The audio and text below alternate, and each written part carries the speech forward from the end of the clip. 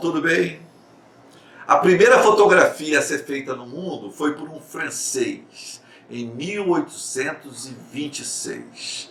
E logo a fotografia se transformaria num enorme sucesso.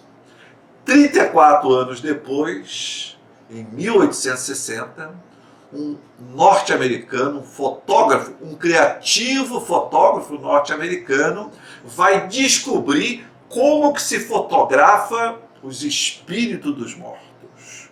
William Muller. William Muller vai descobrir a fotografia espiritual e vai fazer um enorme sucesso.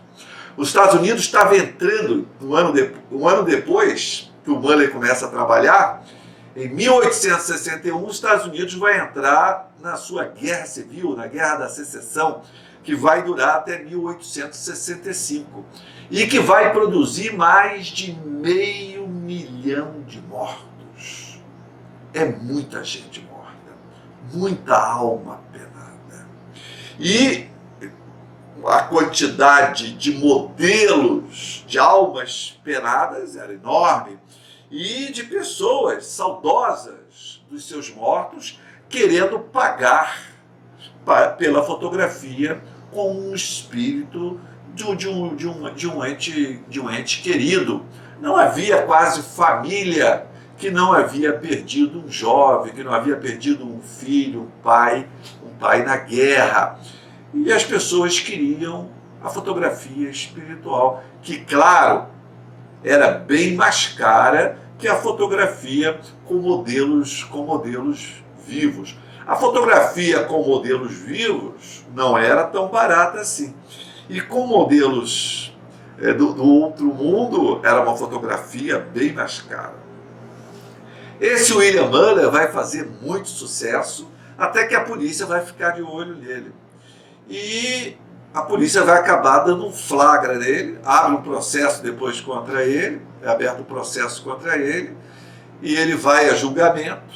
E no julgamento, a acusação, a promotoria lá, vai levar outras fotos iguaizinhas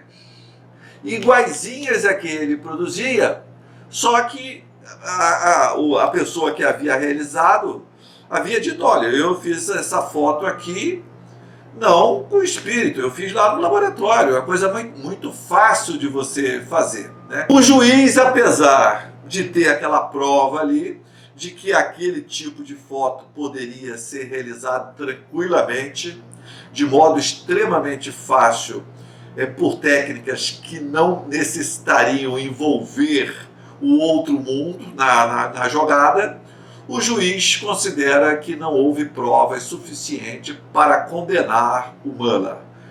E o Muller é, então, inocentado. Essa prática dele vai se espalhar para outros países, principalmente para a Inglaterra e para a França. E dali vai ganhar toda a Europa. A fotografia espiritual se torna um sucesso. Lá nos Estados Unidos, a viúva do Abraham Lincoln vai bater uma fotografia com um falecido que havia sido assassinado, né? O Lincoln é assassinado, há uma comoção no país. A viúva vai bater uma foto com o Muller, uma foto bem conhecida, e está lá o Lincoln atrás da esposa. Alguma dessas fotos, o falecido estava muito diferente. Aí o fotógrafo dizia: olha, houve aqui um piripaque quântico austral, kármico, e eu acabei, em vez de fotografar a última reencarnação dele, eu fotografei reencarnações passadas, anteriores. Por isso que não está parecido. É ele, mas é ele em outras reencarnações. Bom, não importa. Na França, a fotografia espírita vai fazer um enorme sucesso entre os espíritas. A revista francesa era dirigida por um sujeito chamado Lemarri. E o Lemarri administrava a revista espírita francesa e administrava todo o espólio intelectual do Allan Kardec. Então era um cara de grande responsabilidade. A revista francesa ela vai publicar essas fotos espirituais, essas fotos dos espíritos dos mortos, por fotógrafos franceses. Antes ela reproduzia essas fotos produzidas pelo Muller lá nos Estados Unidos, e depois ela passou também a ter o seu próprio fotógrafo pátrio, né? O fotógrafo médium, a fazer essas fotografias. A esposa do Allan Kardec, 5 anos depois da morte do Allan Kardec, é uma foto bastante conhecida também, se vocês olharem aí na internet vocês vão encontrar, ela bate uma foto com Allan Kardec do lado dela, todo protetor, paternal, né?